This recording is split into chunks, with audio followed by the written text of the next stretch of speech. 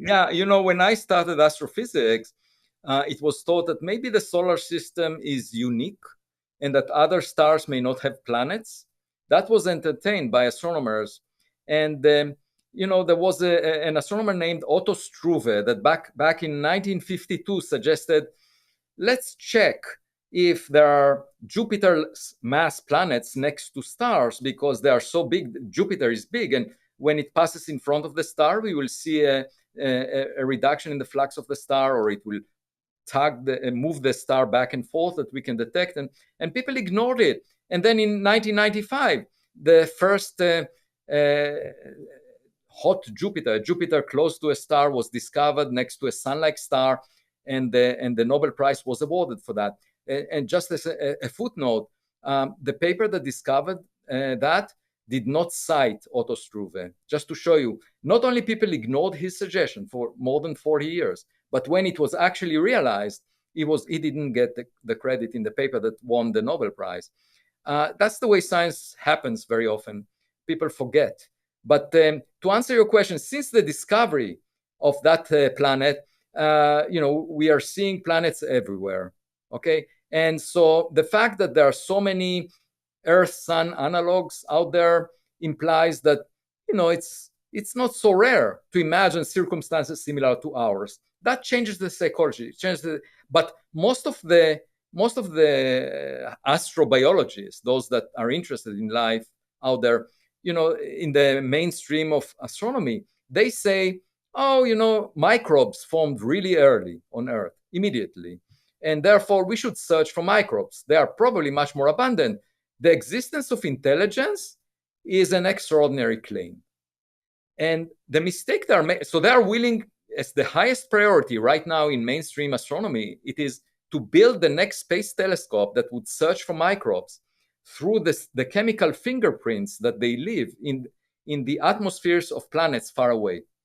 And that is a very subtle signature, and that's why it would cost more than $10 billion to build a telescope that would detect it. But even if we detect oxygen, methane, water, vapor, it would not demonstrate that there is life, because you can make these molecules also by geological processes. My point is, it may be easier to detect intelligent life, because if we see a gadget flying by and we can tell that it's not a rock, that will be beyond any doubt, and that will show us that not only life exists, but intelligent life exists. And intelligence can build self-replicating probes that will be easier to detect. It might target us at the center of the solar system, so the chance of it visiting us might be higher than some random rock or something else.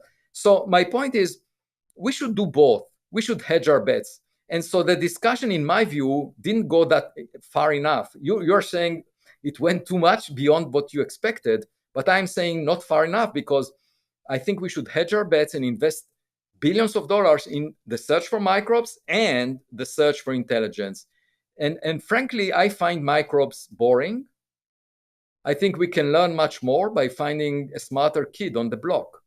And the one thing I'm hoping for is, suppose we see a technological object from an alien civilization flying near Earth. I think it will unite people. I think it will bring a sense, to me, it sounds like the messianic age, where peace may come to Earth, because we will start looking up and realize that we are all in the same boat. We are part of the same team. There is someone else out there. There is nothing better to unify people than that sentiment. And so my view of the messianic age is actually that the Messiah, quote unquote, will come from another star. I think there's a few things that could happen. One of the best ways to unite with someone is to have a common enemy. And that would be one possibility. Like, we're busy killing each other and fighting, but there's something that would like to kill us much more than we would like to kill each other. And what I instantly think of, again, like, we can only put our framework, right, on what's happening. And I'll be honest, like, I was the kid who at the dinner table, like, oh, you tell me to eat this that I don't want to, I will eat it. You tell me finish it, I will finish it. Like, I will be the most obedient person at the dinner table. So my brain doesn't really like go in all of these places, but I'm trying. So the first thing that I think of is, one of the most exciting things when anthropologists would talk about the possibility of like Homo sapiens sapiens living at the same time as Neanderthalensis, right? Imagine you have two or pick any other, iterations of humans, right? The notion that we could have had, a far more intelligent, let's say, species um, ruling over, a less, I don't know, competent. There was all these jokes about all the poor, Neanderthals that, were being oppressed by Homo sapiens sapiens. It is one theory that we are essentially already being watched or observed by a more intelligent um, life form. I don't even know what to call it. And when we had Robin Hansen on, he was absolutely certain that the only reason that we haven't had, kind of reasonable interception from aliens or extraterrestrials is that they're waiting for us to do something so they can harvest us. He believes that they're sitting at the edge of our solar system watching us to make sure that we don't become interplanetary, because he believes that would be an existential threat. Yeah, so that is actually the dark forest hypothesis as a solution to Fermi's paradox. So Enrico Fermi, in around 1950, had lunch in Los Alamos, talking with other physicists about extraterrestrials, and he asked, "Where is everybody?" And by the way, this is a question that every lonely person asks. And what you tell a lonely person is, "Don't be so presumptuous. You're not that attractive. You should go to dating sites and find others. It's not as if they will come to you." And Enrico Fermi didn't build a telescope. He didn't really search. Now, the dark forest solution to Enrico Fermi's paradox, where is everybody, is that they are out there. There are many of them out there, but for survival, they decide not to make a sound. They are silent. That's why we can't detect them.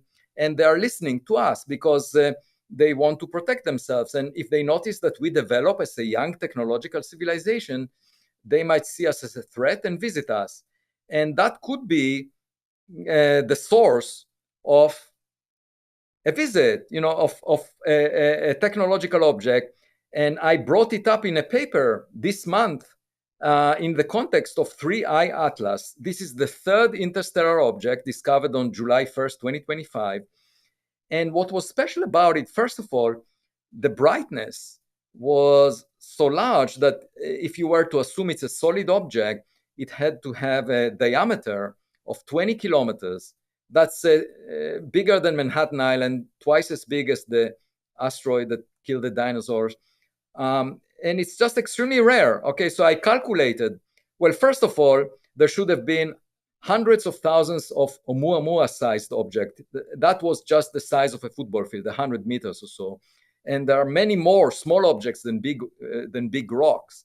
But more importantly, the interstellar space can deliver a rock of 20 kilometers at best once per 10,000 years. If you take all the rocky material, pack it into 20-kilometer rocks, once per 10,000 years, you can get one to cross the inner solar system at the speed of 3I Atlas.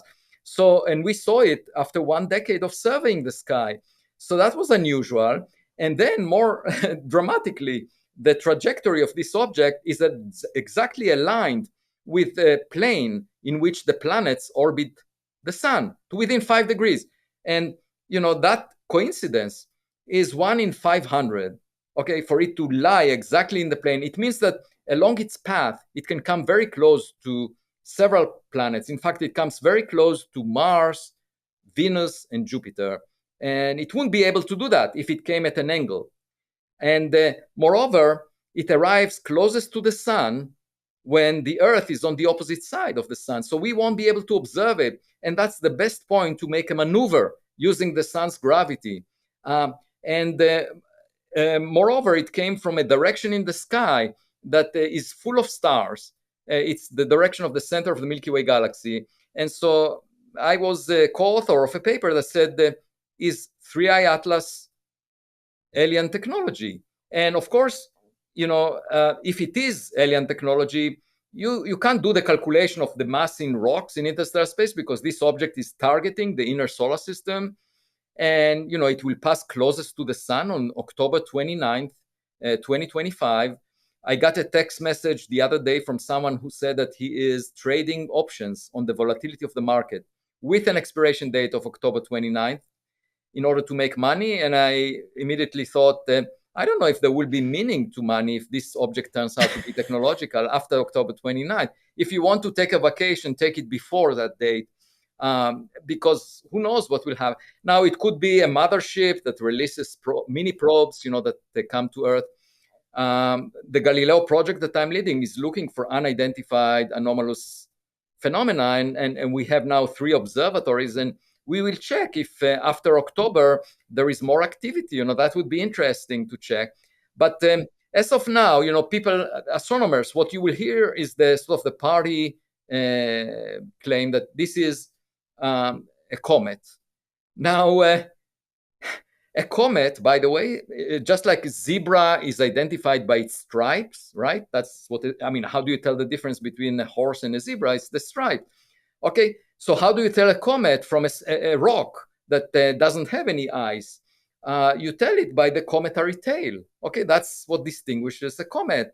And in this case, just yesterday, there was the first analysis of the image from the Hubble Space Telescope of this object.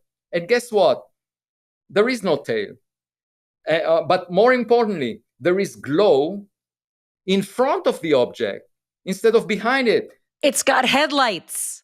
It's got headlights. You're not celebrating Halloween this year. That's the take-home message.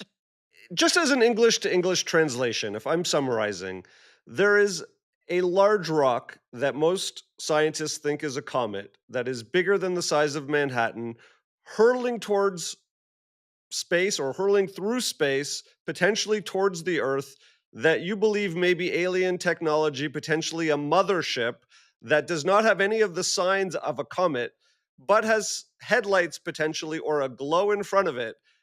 And it's scheduled to arrive potentially on Earth on October 29th? Is that accurate? Not to Earth, but to get closest to the sun along its path.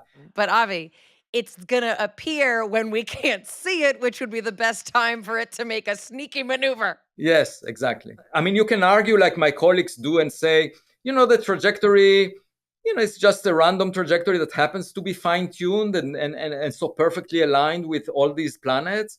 And, it's a coincidence that it happened to come closest to the sun when we can't see it.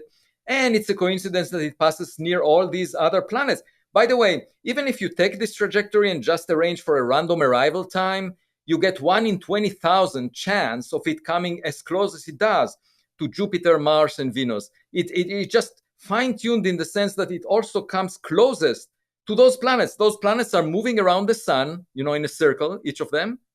And they get to the point where 3i Atlas is just when it arrives there. Like, how can that happen? Maybe you're crazy. Maybe they're just going to say, Avi's crazy. But is this sort of the way we have to think? Meaning, if you're going to open up the possibility that there's extraterrestrial life, it's got 1 million or billion years of head start on us, you have to open your mind to the possibility of what if. And so every time you see something that we can't yet explain or we can't yet measure, we get to open our minds and say, what if? What are the possibilities? What's the clinical, scientific, quantifiable way to examine it rather than just dismiss it?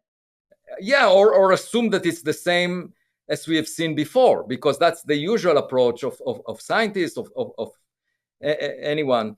And my point is that, in fact, I suggested establishing a new scale between 0 and 10, which is now called the Loeb scale, because I suggested it a month ago, and there was actually a paper yesterday that I co-authored about it. And the idea is 0 would be an object that definitely shows a cometary tail, okay, or looks like an asteroid, has all the characteristics that we are familiar with of a rock or an icy rock. That's 0.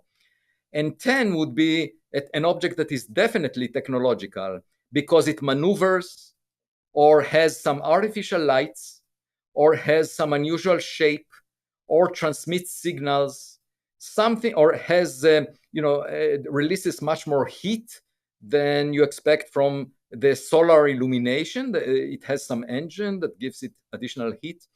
All of these signatures would raise a flag. And if it looks like it's technological, then there needs to be an organization that is international, because the aliens do not care how we split territories on this rock that we were born on. There is much more real estate out beyond Earth, and they would be completely amazed that we are worried. They're like hippies. They don't believe in borders. No, I mean, what we decide here on Earth is very local. We are obsessed with it. All our politics, geopolitics is all about territories, and they would think, who cares? This is a tiny rock out of billions of them out there. But so they would not distinguish us based on the nation that we belong to. So therefore, it will be a problem of humanity as a whole. And this organization needs to be international. So my recommendation is there should be an organization, because we are worried about existential threats from artificial intelligence. There is a lot of talk about it. From climate change, there is a lot of talk about it. From an asteroid impact, there is modest talk about that. But I'm saying another type of threat would be alien tech, okay? And there should be an organization that decides what to do. Why? Because when we imagine, in the context of Contact, the film or the book, if we imagine detecting a radio signal from a star that is thousands of light years away, there is no urgency. There is plenty of time, because it would take them a lot of time to reach us. Even if we respond, we have time to respond. There is no immediate threat. But if you have a visitor in your backyard, you immediately need to decide what to do about it. And that depends on the intent and the capabilities of the visitor, and the specific characteristics of the visitor. And each visitor deserves special attention. So my point is, this organization, when, in the next decade, the Rubin Observatory will discover an interstellar object every few months. We're entering a new phase now. In the last 8 years, we discovered only 3. Okay, so now every 3 months, there will be a new one. And we need to develop a strategy of how to deal with things that are high on this Loeb scale of risk. That are above 5, let's say. We need to develop a response to that, especially if it's close to 10. We need to decide how to deal with that. And we haven't thought about that. There is no such